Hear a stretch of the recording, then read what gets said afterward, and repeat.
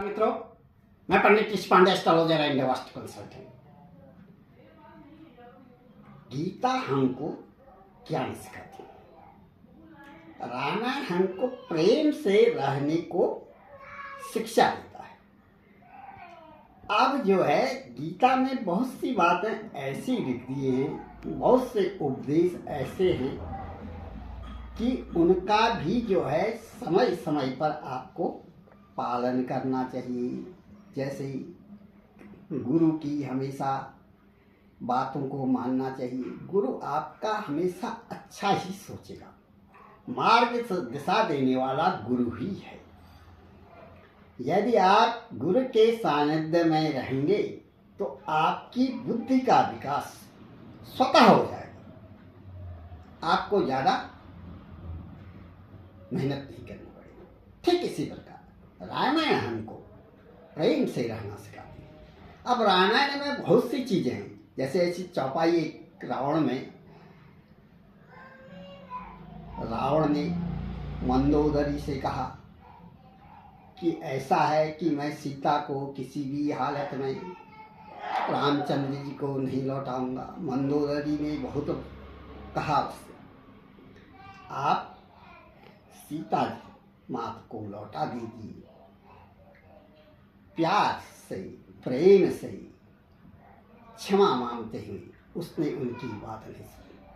और ठीक इसी प्रकार रामायण में कुछ ऐसी चौपाई लिखी गई है, ऐसी चौपाई उद्धृत है, जैसे उदाहरण के लिए ढोल गंवार शूद्र पशु नारी, ढोल गंवार शूद्र पशु नारी, ये पांचों हैं सकल ताड़ना के अधिकारी। अब इसका मतलब ये नहीं है कि ताड़ना का मतलब उनका शोषण करना, उनको मारना पीटना, ये कदापि नहीं। ताड़ना का अधिकार उनकी उचित देख रेख करना। ढोल को जब तक आप कसेंगे नहीं अच्छी तरह से, वह उसकी आवाज़ अच्छी नहीं आएगी। धम धम बोलेगा नहीं तो अच्छी तरह बोलेंगे, उसको कस देंगे तेल वेल लगा करके उस पर, तो अच्छी आवाज आएगी। आप अच्छा गाना गा सकेंगे, अच्छा कोई भी सॉन्ग को गा सकेंगे। गंवार को अच्छी शिक्षा देने की आवश्यकता है। प्यार से उसको शिक्षा देंगे, नहीं देंगे तो वह अपनी गंवारी में ही रह जाएगा, उजुल फुजुल की बातें करेगा। शूद्र को भी उचित सम्मान दीजिए, उसको भी जीने का ढंग सिखाइए, अच्छी शिक्षा दीजिए उसको, समाज में उसको एक उचित स्थान दीजिए। पशु की भी अच्छी तरह से देख रेख करके समय पर उसको खाना खिलाना, नहलाना धुलाना, अच्छी तरह से उसको गौशाले में रखना। ऐसे ही नारी है, नारी को भी प्रेम से बस में रखिए, उसका भी शोषण नहीं करना है।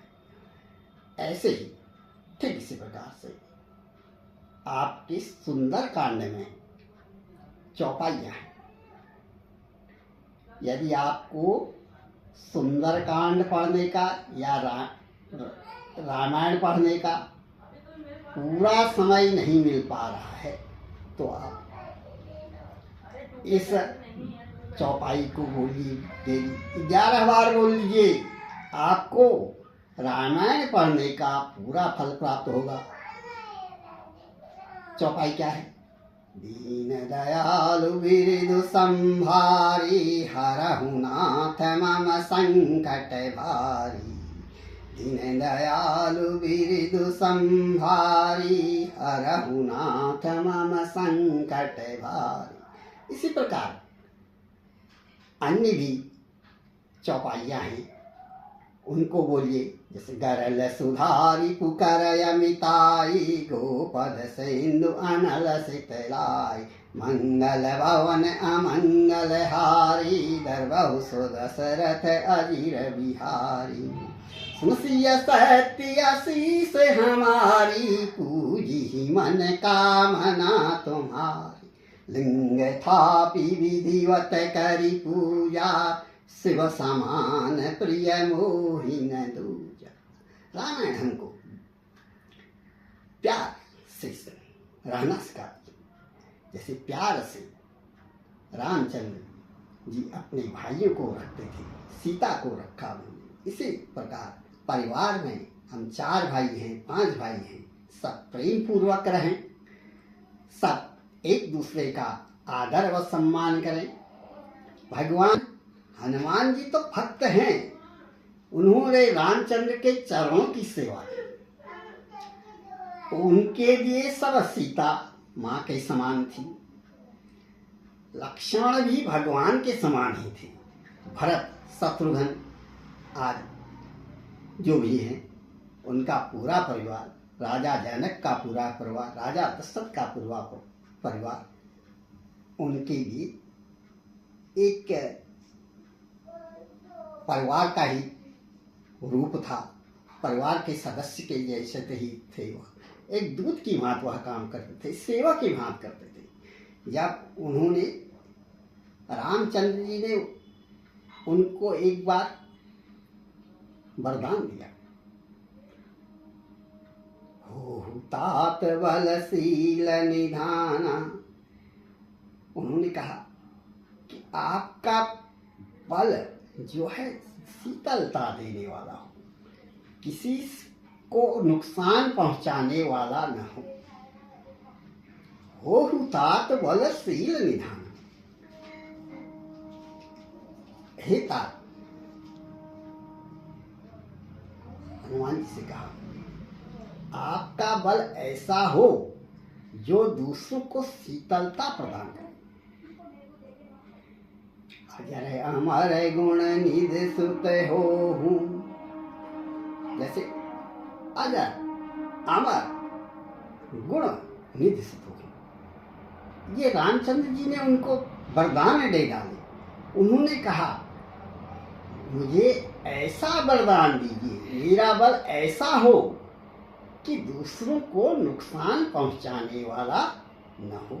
इसलिए इस चौपाई से हमको मालूम होता है कि हनुमान जी ने कभी ऐसा नहीं कहा कि मुझे ऐसा बल दे दो कि मैं संसार का सबसे महाबली हो जाऊं और तोड़ फोड़ करूं, किसी का नुकसान करूं। मैं सबको शीतलता प्रदान करूं। यह हमको हनुमान जी से सीखना चाहिए। जबकि इतना पौरुषधारी आदमी खुद झुक जाता है, उन्होंने हमेशा झुक के ही काम किया। यहाँ तक कि लंका में जब उन्होंने प्रवेश किया, सीता माँ से कहा कि मुझे काफी भूख लगी हुई है, कुछ फल चाहिए, बाद में मुझे फल तोड़ने की आज्ञा दे। ऐसा नहीं कि अपने आप से चोर लिया, जैसे लंगूर बंदर आजकल के अपने आप से उजाड़ देते हैं बात को। उन्होंने पूछा, आज्ञा दी, एक डिसिप्लिन था उनमें। उन्होंने कहा कि देखिए, सीता जी ने उससे कहा यहाँ एक से एक बड़े राक्षस हैं और जो कि आपको तोड़ने नहीं देंगे, आपकी क्षत पहुंचा सकते हैं। उन्होंने कहा उसकी मुझे कोई जो है चिंता नहीं है, आप केवल आज्ञा दें, मैं खुद इन लोगों से निपट लूंगा। और बड़े प्रेम पूर्वक उन्होंने फल खाए और उनसे निपटा भी, वहां के राक्षसों से निपटा भी। कहने का मतलब यह है कि हमें जो है रामायण प्रेम से रहना सिखाती है कि अपने जिंदगी में हम प्रेम पूर्वक डिसिप्लिन के साथ किस तरह रहें। और आदमी को भी चाहिए कि आप ऐसा नहीं कि पढ़ाई लिखाई ये करना, डिसिप्लिन में रहना इसलिए बच्चा स्कूल में जाता है। बच्चा स्कूल में नहीं तो घर ही में पढ़ लेता। बहुत से बच्चे ऐसे इतने ब्रिलियंट हैं, मैं घर ही से एग्जाम देने चले जाते थे स्कूल जाने के। स्कूल में वह यही सीखता है कि किस प्रकार बैठा जाए, किस प्रकार उठा जाए, किस प्रकार किसी दूसरे से बात किया जाए, किस प्रकार गुरुजनों से बात किया जाए, किस प्रकार अपने सहपाठियों से बात किया जाए, किस प्रकार गाड़ी वाले से बात किया जाए, आदि आदि। इस प्रकार की बातों को सीखने के लिए जो है वह विद्यालय में जाता है। और अपने कार्यस्थल पर भी आपको चाहिए कि बड़े कुशलता के साथ, बड़े कौशल के साथ लोग बागों के साथ वार्तालाप करें, उनसे किसी चीज के बारे में डिस्कस करें। और ऐसा नहीं कि अपना हाइपर टेंशन में आ जाएं आपका काम बनने की जगह बिगड़ जाए। अब भले ही आप सही हैं वो गलत है तो उसको इग्नोर कर दीजिए, आप ठीक है जाने दीजिए। कभी कभी बार आपका नुकसान भी हो रहा है तो आप नुकसान उठा जाइए, वह भी समझ जाएगा हाँ यह आदमी बहुत रियर आदमी सही है, इसके पास जाना चाहिए। कई बार मैंने देखा कि एक बार मुझे कहीं किसी से कुछ डिलीवरी लेनी थी, उसके पास ज़्यादा पैसे चले गए, ज़्यादा पैसे चले गए। मैंने कहा चलो जाने दो, कोई बात नहीं। फिर दूसरी बार संयोग से फिर वही आदमी आ गया, बोला साहब उस दिन आपने जो है ज़्यादा पैसे दे दिए थे, मुझे आपको 500 देने चाहिए थे, आपने 1000 रुपये दे दिए। यही जो है अब वो जो है मेरा पक्का जो है एक डिलीवरी बॉय हो गया है। आपकी जो है ईमानदारी कहीं नहीं जाती है, आदमी उसको भी परखता है।